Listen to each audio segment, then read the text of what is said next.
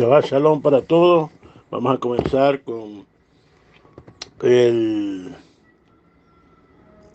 comentario de la parashá de esta semana. Toldot, también se dice Toledot, que significan generaciones. Estas son las generaciones de Isaac. Así comienza la parashá. La palabra Toldot se puede explicar de dos formas. Una, descendiente, hijo, y de procrear, y el otro es el producto de las buenas acciones. Como dice el Midrash, lo trascendental de los hijos de los sadiquín son su Torah y sus mitzvot. Así que con el permiso del cielo, con el permiso de nuestro santo maestro Yeshua Mashiach, con el permiso de todos ustedes, vamos a comenzar con el contenido de esta parashá. ¿Cuál es el contenido de esta parashá? Bueno, está aquí el nacimiento de Jacob, Esab. Vemos también el evento donde Esab vende su primogenitura. Hashem le prohíbe a Isaac abandonar la tierra de Israel. Y Isaac se desplaza a Beersheba.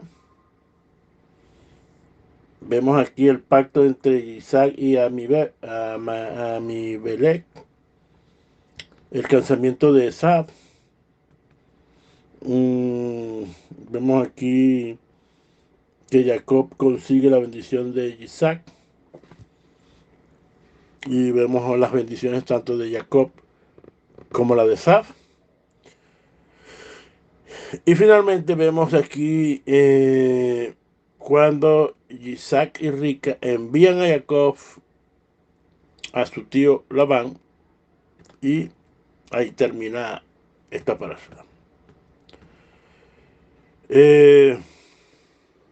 Esta parasha la hemos titulado Isaac y Esaú, las generaciones que se separaron, pero que al final, en un futuro, serán unidas. Y esta parashá comienza con la oración que Isaac y Rica oran a Hashem pidiéndole un hijo. Y al final sus plegarias son correspondidas, y Ribka queda embarazada, y queda embarazada de mellizos o gemelos, también se le dice. En otras partes le dicen morocho. Y bueno, vemos ahí que ella tiene un problema ahí, que saltaban de su vientre y sentía que los dos estaban peleando.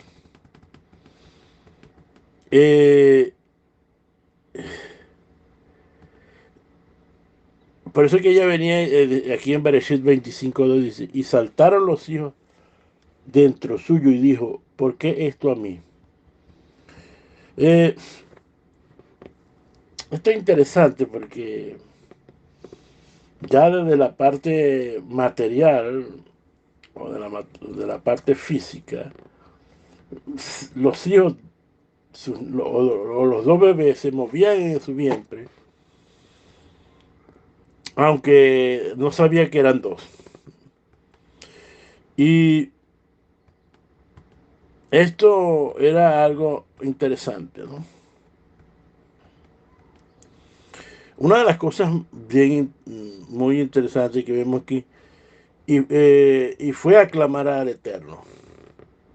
¿No? Ahí fue aclamar al Eterno, que era lo que está pasando en su barriga, ¿no? Entonces, como toda persona, ¿verdad? Todos nosotros, cuando nos pasan cosas que no son normales, ¿verdad?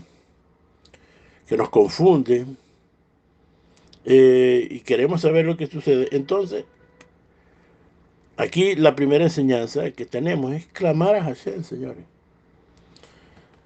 Y a veces nosotros empezamos a preguntarle a la gente, le preguntamos a nuestros líderes, queremos que un sabio o un sadik nos diga las cosas, pero lo que nos enseña esto es que Hashem primero te va a hablar a ti. Primero te va a hablar de si tú no escuchas, bueno, buscará otra manera, pero siempre te va a responder a ti. Y la Torah dice que el Eterno dijo, 2 hijos hay en tu vientre. Aquí hay algo bien interesante, ¿no? Porque eh, el Eterno le dice que hay dos fuerzas dentro de ella, pues, ¿no? Y es verdad que todos nosotros tenemos dos fuerzas también, que es el Yasser Hatop, es el instinto bueno y el instinto malo, que representan precisamente Jacob y Esaf. Jacob representa el instinto bueno y Esaf representa el instinto malo. De todas maneras, Hashem le dice a Rivka en Bereshit 25-23, 2 pueblos hay dentro de ti y 2 naciones en tu vientre, y surgirá una nación y prevalecerá sobre la otra, y la más grande servirá a más joven. ¿Qué significa esta profecía? Es decir, que hay 2 pueblos en tu vientre y serán separadas. Primero, como vemos que dice que son pueblos y después le dicen naciones. Y después le dice que un pueblo se impondrá sobre el otro y el mayor servirá al menor. Le dice después, desde sus entrañas y una nación prevalecerá sobre la otra y la mayor servirá al menor. Según el Talmud, Rivka le preguntó en su época a Shem, hijo de Noah. Y Shem, fíjense que aquí, que le preguntamos al Eterno, pero después el Eterno usa a sus mediadores. Y le dijo, esto le dijo, 2 pueblos serán formados en tu seno. Y estos pueblos están destinados a formar 2 naciones independientes, cada una con su ideal y sus objetivos serán muy diferentes. Estos 2 hijos estarán en un eterno conflicto. Y será la guerra entre la ley divina y la fuerza bruta. Esta lucha surgirá en cada generación y que determinará el curso de la historia. Cuando dice 2 naciones en tu vientre, la palabra naciones es leumín y vientre es regem. ¿Qué significa leumín? Que ha sido como naciones. Aquí tiene que ver, león es nacionalidad, león nación, pero como está en entonces son naciones. Sí, una nación que se refiere a un estado embrionario, porque recuerda que regem es útero. La pregunta que vemos aquí, ¿verdad? Y que vemos todo esto aquí para hacer la diferencia de estas 2 naciones, ¿verdad? Que más adelante ya algunos sabrán por estudios anteriores que han estudiado la Parashá o otros o han escuchado otros comentarios. Nos vemos y nos damos cuenta que aquí hay 2 naciones.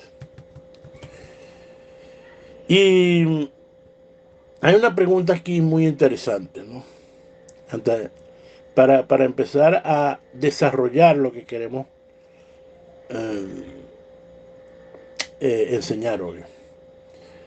Hay una pregunta inquietante, señores, y es por qué Isaac amaba a Esaú. ¿Por qué Isaac amaba a Esaú? El versículo dice explícitamente: Isaac amaba a Esaú porque por lo que cazaba, pero Ribca amaba a Jacob. De cualquier forma, ¿verdad? Que se lea este versículo es desconcertante. Si tomamos literalmente, sugiere que el afecto de Isaac estaba porque le gustaba una clase particular de comida.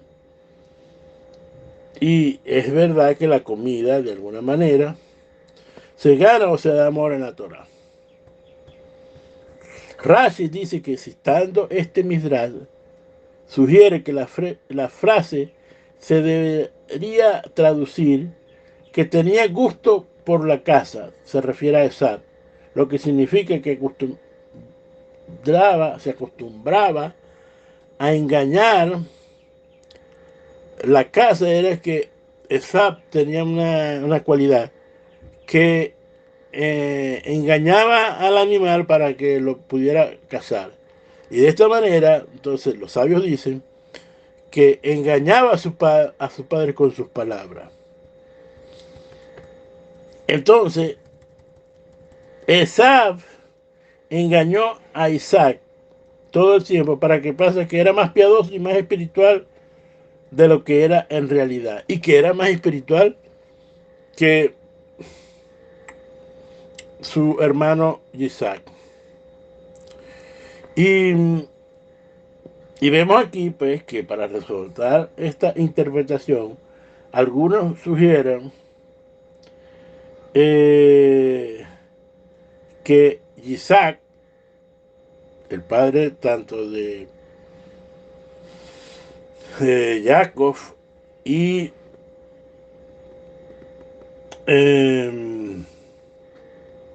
de Jacob y de Isaac,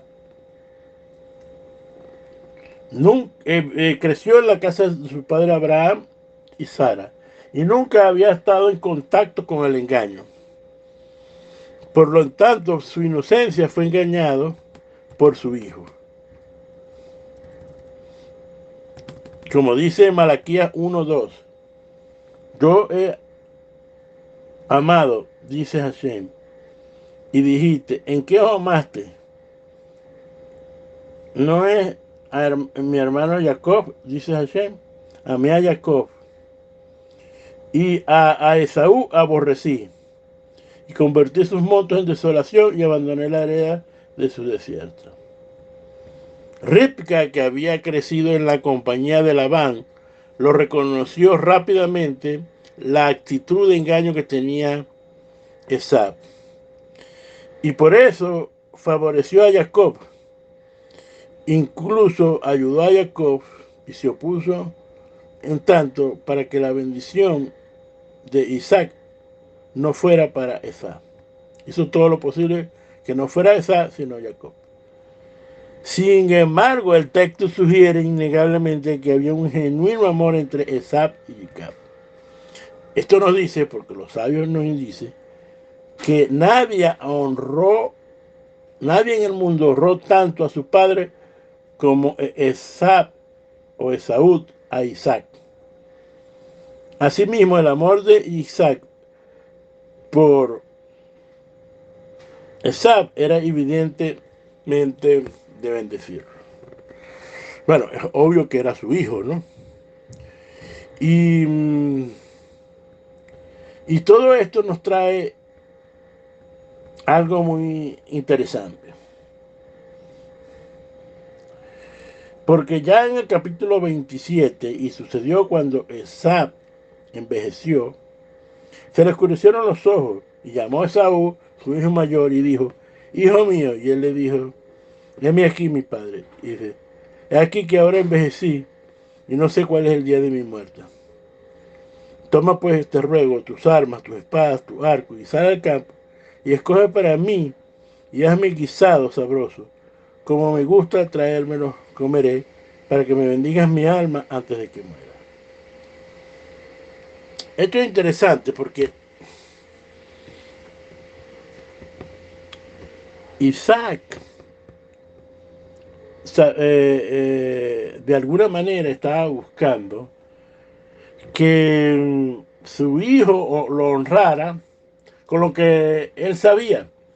Y sabemos que Esab era un cazador, pero como en todo mandamiento siempre hay, en todo mandamiento siempre hay un beneficio.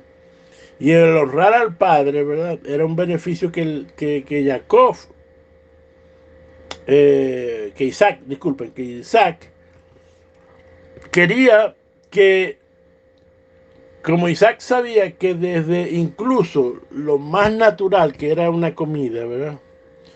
Desde abajo, ¿no? Eh, podían, de cuestiones tan mundanas, por decirle una palabra que podamos entender, se pueden sacar siempre cosas buenas y siempre va a estar Hashem. Pero es que nosotros no podemos a veces despreciar a algunas personas que creemos que no son lo suficientemente limpias o que no son suficientemente buenas o que Hashem no está con ellos, porque en toda cosa siempre está Hashem. Incluso entre las cosas más inmundas, de ahí está una milésima, algo muy pequeño de la chispa divina. Todo tiene chispa divina del Eterno. Eso es lo que les quiero decir. Isaac lo que quería era que su hijo no era que quería la comida. Los sabios dicen que era que quería que Esaú hiciera mandamiento, porque sabía que él en el fondo sabía que Isaac era un hombre que estudiaba Torah, que hacía mandamientos y sabía muy bien. Sin embargo,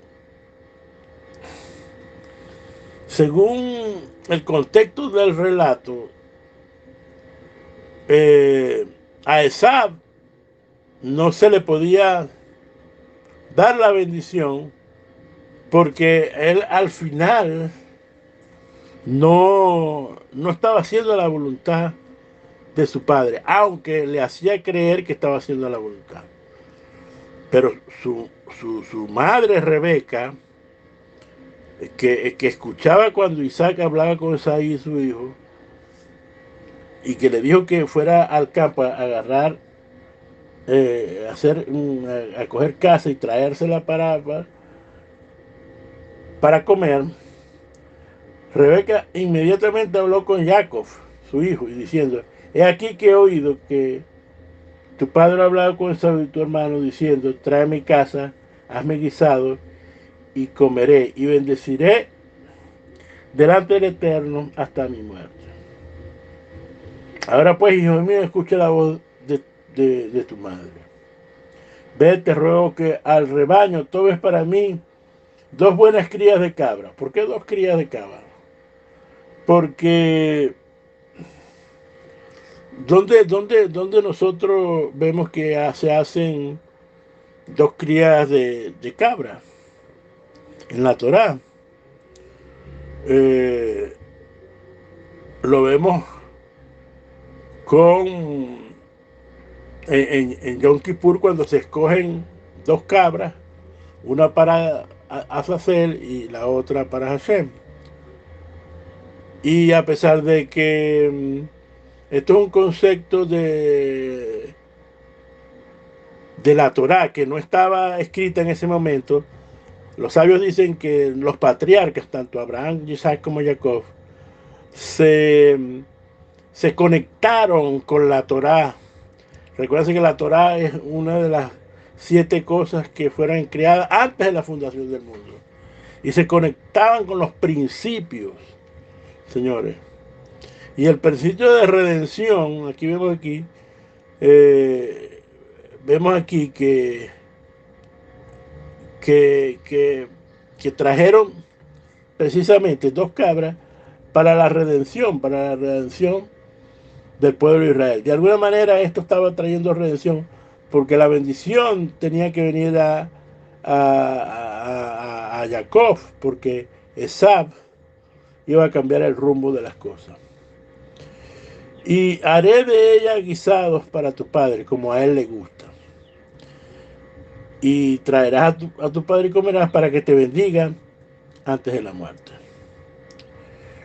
Entonces aquí vemos la vida de Esab y de Jacob.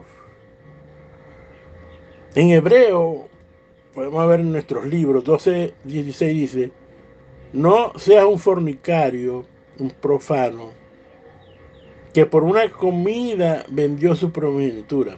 Obviamente que está hablando de Esab. Rashaul aquí está hablando. Porque sabéis que después, cuando quiso heredar la bendición, fue rechazado, pero tratando de hacer para él arrepentimiento, aún que buscó con lágrimas. Vemos aquí que buscó hasta las lágrimas para que lo perdonaran.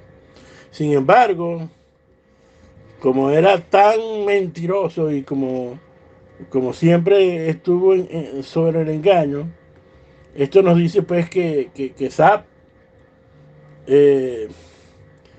era un idólatra en aquel momento, y obviamente que no engañoso, ¿no? Porque lloró para ver si Hashem lo perdonaba. Y dicen que hay 7 cosas abominables para Hashem, enumerados en Proverbio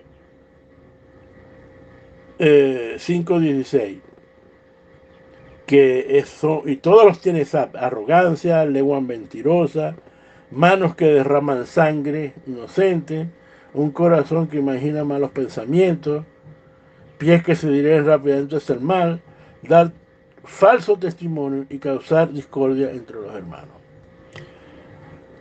¿Cuál era la diferencia entre Jacob y Esab? Hasta la edad de los 13 años, la diferencia entre Jacob y Esab era evidente. Ambos crecieron bajo la enseñanza de su padre y de su abuelo Abraham, ¿no? Hasta los 13 años. Pero después de los 13 años, Jacob se embarcó en la carrera de estudio de la Torá y Esab se convirtió en un cazador. Decían que Esab engañaba a las personas con su lengua poco sincera. Su brillante mente era famosa, y cuando un juez local no podía extraer una confesión de un criminal, solía llamar a Esab para que los ayudara. Vemos aquí las diferencias, señores. Ahora, serán separadas desde tus entrañas. Así que el uno irá hacia la impiedad y el otro será integridad. La espiritualidad será frente, pero adorarán dioses diferentes y su forma de servir será totalmente diferente. Los sabios interpretan que el odio encarnizado entre los hermanos será promocionado en la historia y sustrayendo el control de la voluntad que se hace referente. Y al final esto traerá antisemitismo, que lo estamos viendo. Una nación prevalecerá sobre otra. ¿Qué significa eso?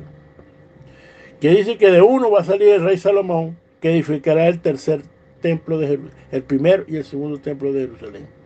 Del otro saldrá el emperador Adriano, que destruirá el segundo templo.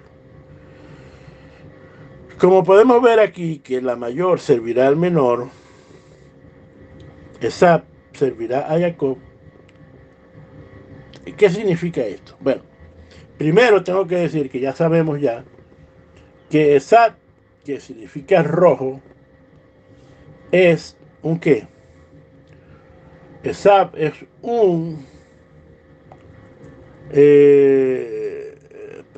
pertenece al pueblo de Roma, sanguinario, etcétera, etcétera, y que de alguna manera representan en la esencia la religión cristiana. Y Salomón, sabemos entonces que representa a Israel. Entonces dice, ¿qué significa entonces que Esab servirá a Jacob? Dice aquí en Bereshit, y después salió su hermano con su mano alzada hacia Esab y lo llamó Jacob. La palabra hebrea para talón es que, sí, porque su mano estaba agarrada al talón de Esab y lo llamó Jacob. Como la cabeza simbolía el principio de algo y el talón significa su final, el hecho de que Jacob estaba agarrando el talón de Esab significa que al final será Jacob que tome el dominio del mundo. ¿Qué quiere decir esto? Bueno, que como dice Abdías en el versículo 21, una profecía mesiánica que dice, y subirá Mashiach al monte Sión para jugar al monte de Esab y entonces todo será del Eterno. ¿Qué significa esto? Que cuando venga Mashiach, Jerusalén será más poderosa que Roma. ¿Por qué digo esto? Porque tanto las fuentes talmúdicas como las historias bíblicas dicen que Esaú y Edom están identificados con Roma. De hecho, dice el historiador Flavio Josefo que Sefot, nieto de Saúl, ¿verdad?, fue el fundador de la ciudad de Roma, ¿no? Entonces, la tradición considera que los cristianos como descendientes de Saúl y los judíos descendientes de Jacob. Por algo entonces, siempre decimos, eh, el Dios verdadero, el Dios de Abraham, de Isaac y de Jacob, para hacer entonces referencia a Israel. Ahora, este antagonismo de Jacob y Esaú se involucra pues en la lucha entre Roma y Jerusalén. Y los motivos de aquel antagonismo, que puede explicar también por qué el mundo cristiano se opone siempre al mundo judío. Según esta profecía, no puede haber armonía entre los dos pueblos. Pero al final Jerusalén va a predominar sobre Roma. El resultado final de esta disputa, señores, ¿no?, que ha estado por siglos y siglos y siglos y siglos y siglos. Y va, va a haber un día que el más fuerte rendirá homenaje al más débil. Ahora, nunca serán la grandeza, serán grandes los dos juntos, no. No puede ser así. Y de alguna manera, como dice Rashi, interpretando Devarim 25, 17 y 18, dice, acuérdate de lo que hizo Amalek en el camino cuando salió de Egipto, como te salió al encuentro del camino. El Talmud explica que basado en este versículo bíblico, la manera como Amalek salió, que es la palabra karajá, que es la palabra dicha como casualidad. Entonces, el pensamiento del mundo es karajá, que significa casualidad. Para la Torá y para el pueblo de Israel, nada es casualidad, todo tiene un porqué. Todo tiene un porqué. Miren, simplemente para que entendamos, voy a poner un ejemplo. Decimos, ay, me chocaron el carro. Analice. Ay, ¿qué dice la gente? Ay, qué mala suerte tuve. Ahí vemos ahí el karjá, la casualidad. Oh, ay, ¿qué hice para merecer esto? Volvemos aquí al azar, ¿no?, como algo del azar. O de buscar el culpable. Ay, me chocó porque resulta los autobuses, el transporte público, esos conductores manejan muy mal. Finalmente podemos, cuando llegamos a esto de la casualidad, dice, ay Hashem, ¿por qué no me protegiste? Y este es el pensamiento occidental de Zap. Todo es una mera casualidad. Cuando tú crees que te pasan cosas por mala suerte o buscas un culpable, el pensamiento de Zap está dentro de ti. Y a través de las generaciones, Amalek ha luchado por esta idea de la casualidad. Y es la forma operativa de los eventos del mundo que continúa, que Amalek no le teme a Hashem. Y sabemos que de Amalek también están saliendo estos grupos de Hamas, de Hezbollah. No temen a Hashem, señores. No aman a su propio pueblo. Simplemente tienen un odio encarnizado contra Israel, señores. ¿Por qué? Porque esta es el ala más fuerte de Zap. Aquellos que están en contra de Israel, pero con la destrucción, ¿no? Con la destrucción de Israel. Entonces, en contraste a los judíos, a este pensamiento, que han creído firmemente en la providencia divina, es decir, que todo lo que ocurre es casualidad, es causalidad. Es decir, que Dios, por causa de lo que nosotros hemos hecho, entonces recibimos las cosas. Obviamente que estas dos ideas están en directa contradicción y por supuesto no pueden coexistir. Si tú no puedes pensar que todo es al azar, que todo es suerte, que simplemente, bueno, hice esto, pasé por debajo de una escalera, vi un gato negro y entonces ya cambia mi suerte. Cambia mi suerte. No, señores. Nosotros debemos de confiar en el Dios de Abraham, de Isaac y Jacob y debemos tener ese pensamiento que todo lo que sucede está en control de Hashem. Mire, la gente piensa a veces que no quiere dar porque ¿para qué voy a dar? ¿No? Y en Hechos 20:35 dice, en todo lo que os he enseñado, que trabajando así es ayudar a los necesitados y recordar a las palabras del Adón Yeshua que dijo, es más verajá, es más bendición de dar que recibir. Y yo les voy a poner un ejemplo que lo he puesto muchas veces, pero lo vuelvo a repetir. ¿Qué prefiere usted? ¿No? Que usted le entrega a una persona, a alguien, a cualquier persona, el tratamiento para el cáncer en X cáncer de lo que sea, ¿verdad? O que toda la gente se reúna y le den el tratamiento a ustedes del cáncer.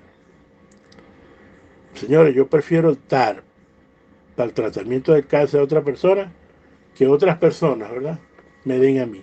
Por eso es que mejor es dar que recibir. Cuando tú das, ayudas a alguien, estás, ¿qué? Cuando ayudas a un enfermo, tú mismo estás poniendo, ¿verdad?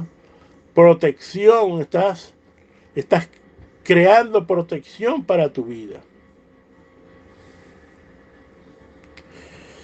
En Mateo 25:35 dice, porque tuviste hambre y me diste de comer, tuviste sed y me diste de beber, fui extraño y me acogiste, y estuve desnudo y me cubriste, enfermé y estuve y me visitaste, en las cárceles estuve y viniste a mí.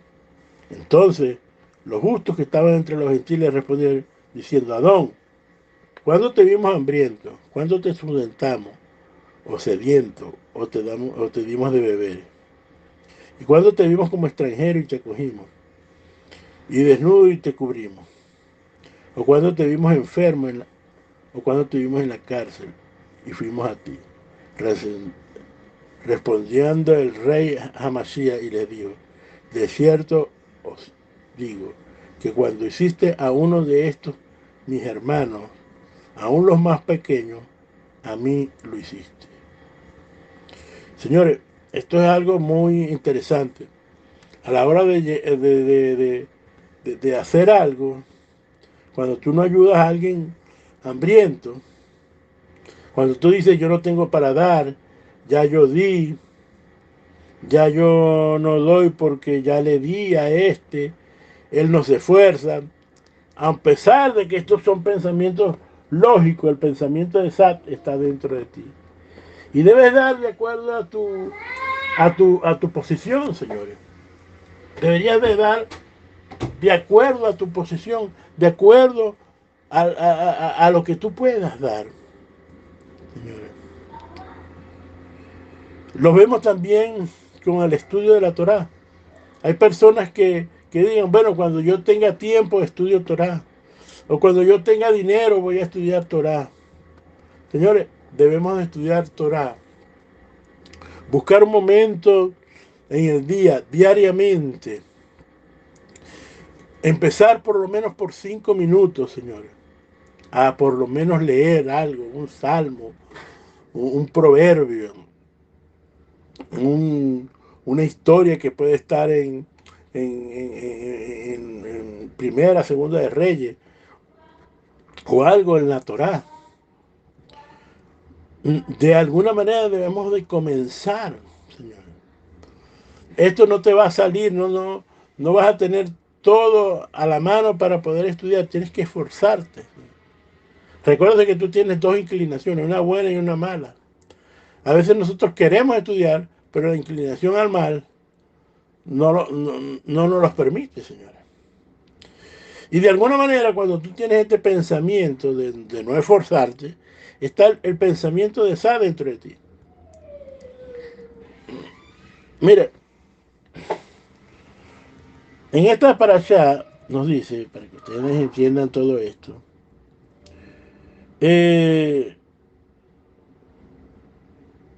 nos enseña de que debemos de tu descendencia, ¿sí? Estas generaciones, debemos de inculcar el estudio de la Torá. Está bien que nosotros le demos estudios para que sean, no sé, doctores, abogados, lo que usted quiera. Pero debe de enseñarle Torá. O debe buscar a alguien que les enseñe Torá en caso que ustedes no puedan estudiar Torá. O por lo menos empezar a estudiar los principios, ¿verdad?, más básicos de la Torá. Señora, cuando tú no estudias Torá, el espíritu de Sap está en nosotros. Si tu hijo o tu hija, ¿verdad?, ¿verdad?, está de alguna manera con esta mentalidad, es decir, de alguna manera, entonces, en las entrañas de Roma sigue. Y obviamente que la idea es que puedan entrar a Jerusalén, señores. Uno de los peores acciones que tenemos nosotros, señores, es buscar el pan. Y usted sabe que pan es la palabra en hebreo lehem. Sin embargo, para buscar el pan, lamentablemente, ¿verdad?, cuando tú buscas el pan, va a haber conflictos, ¿verdad?, que te van a quitar la espiritualidad. Y hay una palabra que se escribe con la raíz de lehem, que es la palabra milhamá, que significa guerra, señores. Habrá una guerra dentro de ti. Así como Esab y Jacob. Va a haber una guerra, señores, por el pan. Recuérdense que hay una especie de maldición para conseguir el pan, que dice, trabajarás con el sudor de tu frente.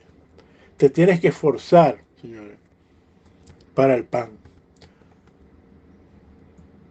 Rab Shaul dice, el que no trabaje, no coma.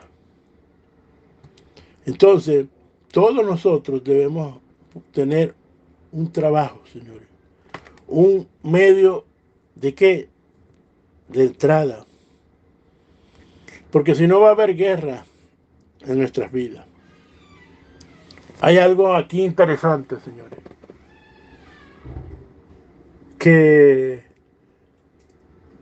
en esta parashá todo empezó con comida. Y a veces, ¿verdad? Cuando la comida no le damos el trato espiritual como Isaac quería que Esab hiciera. Nosotros cada vez que vamos a comer, deberíamos darles gracias a Dios al principio y gracias a Dios al final. ¿Para qué? Porque la comida, el propósito de la comida, ¿verdad? Es bendecir a Hashem. Y cuando tú no bendices el pan, entonces vas a tener problemas, conflictos, guerra. Vas a tener escasez. Si tú quieres tener lejam, entonces trabaja honestamente. Número uno. Segundo, ¿verdad? Bendice lo que Hashem te da. Sé agradecido. Tercero, sé agradecido al Eterno. Y piensa que nada viene de casualidad, sino todo viene por la providencia divina de Hashem. Así que, señores, que es muy interesante. Y para terminar,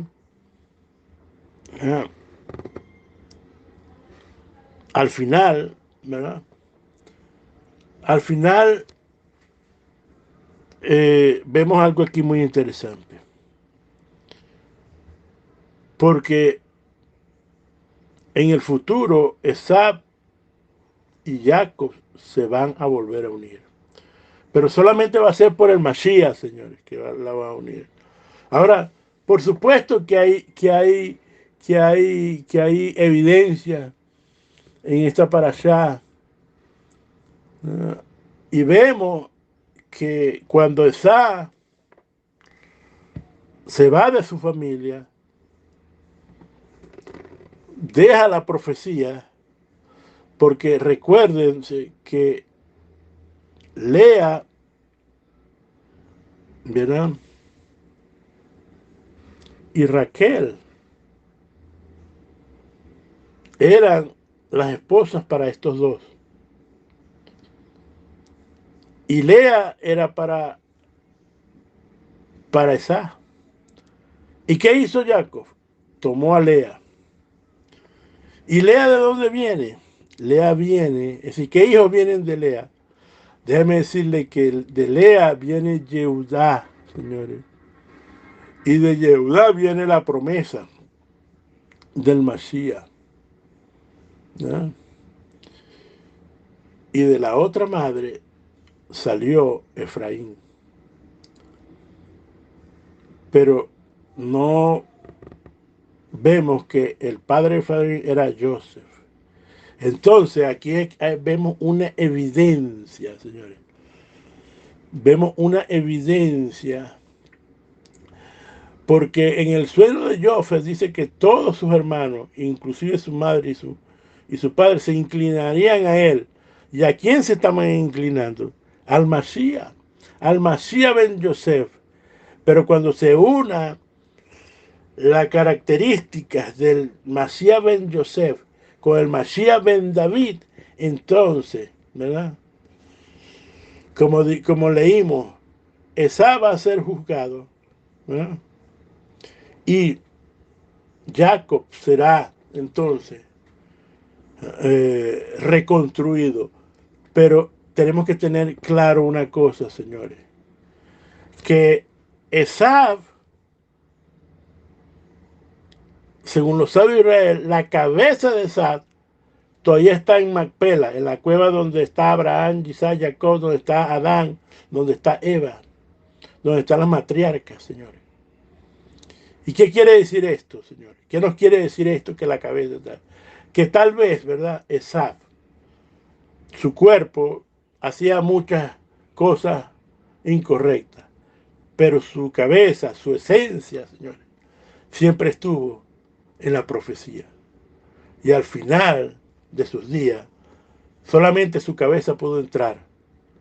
Pero esto nos quiere decir que tanto Esab como Jacob se unirán al final por medio del Mashiach, por medio de los dos servicios del Mashiach ben Yosef y el Mashiach ben David, señores.